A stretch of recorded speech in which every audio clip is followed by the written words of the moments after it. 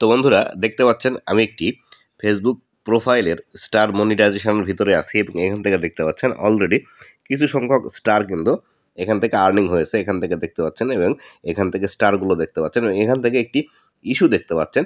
এখানে কিন্তু একটি ইস্যু এসে রয়েছে, প্লিজ রেসপেক্ট স্টার পলিসিস নামে একটি ইস্যু। আজকের এই ভিডিওটিতে এই বিষয়টি সম্পর্কেই বিস্তারিত আলোচনা করব। এই রেসপেক্ট স্টার পলিসিস এই ইস্যুটি কেন আপনার ফেসবুক পেজ অথবা প্রোফাইলের মধ্যে আসে এবং এটি কিভাবে আপনারা রিমুভ করবেন, কোন ভুলগুলো করার জন্য এটি আসে এবং কোন কাজগুলো করা যাবে না, তাহলে এর থেকে আপনারা সমাধান পাবেন, সেই সম্পর্কে বিস্তারিত আজকের এই ভিডিওটিতে আপনারা জানতে পারবেন। তো বন্ধুরা, ভিডিওটি শুরু করার আগে ছোট্ট একটি রিকোয়েস্ট, চ্যানেলে নতুন হয়ে থাকলে অবশ্যই চ্যানেলটি সাবস্ক্রাইব করে দিবেন।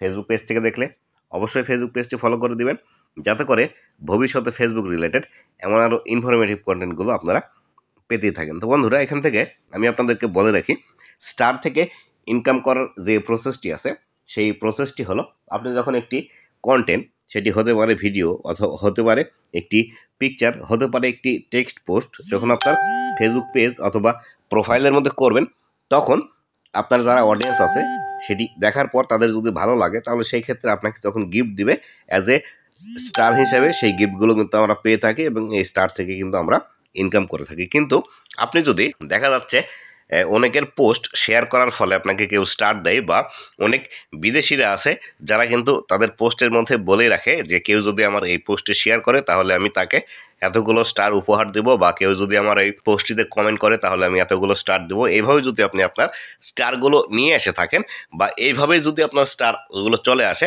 তাহলে কিন্তু সেই ক্ষেত্রে এই please respect our star policies নামে এই ইস্যুটি কিন্তু চলে আসে। তো বন্ধুরা, এখান থেকে লার্ন মোর নামে একটি অপশন আছে, এই অপশনটি যদি আমি ক্লিক করি, দেখুন এই লার্ন মোর অপশনে ক্লিক করার পর এখান থেকে আমাকে কিন্তু বিস্তারিত বিষয়গুলো দেখাবে। দেখুন, কন্টেন্ট মনিটাইজেশন পলিসি নামে নতুন একটি ট্যাবের মধ্যে আমাকে নিয়ে আসছে, এবং নিয়ে আসার পর এখান থেকে দেখুন we offer features and product that help creator, এখান থেকে বিস্তারিত বিষয়গুলো আসছে। এখান থেকে দেখুন কন্টেন্ট মনিটাইজেশন পলিসির যে বিস্তারিত বিষয়গুলো আছে, এখান থেকে কিন্তু আমাদেরকে দেখিয়ে দিচ্ছে যে আসলে এখান থেকে যে বিষয়গুলো করা যাবে না, এই বিষয়গুলো যদি আপনি করেন তাহলে কিন্তু আপনি ফেসবুক থেকে কখনোই ইনকাম করতে পারবেন না, বা আপনার স্টারগুলো কিন্তু এইভাবে আসলে আপনি কখনোই এখান থেকে ইনকাম করতে পারবেন না। তো বন্ধুরা, এই বিষয়টি আসার পর আপনাকে এটি সমাধান করার জন্য যে স্টেপটি আপনাকে গ্রহণ করতে হবে সেটি হলো, আপনি যে স্টারগুলো আপনার ফেসবুক পেজের মধ্যে নিয়ে আসছেন বা যেভাবে নিয়ে আসছেন সেটি একটি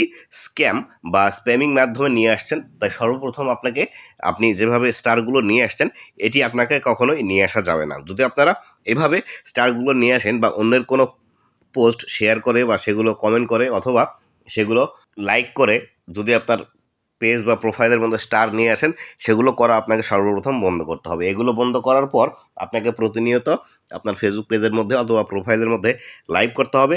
লাইভ করলে আপনার কিন্তু এই প্লিজ রেসপেক্ট স্টার পলিসিস এই ইস্যুটি কিন্তু চলে যাবে। তো বন্ধুরা, আশা করি বিস্তারিত বিষয়গুলো বুঝতে পেরেছেন।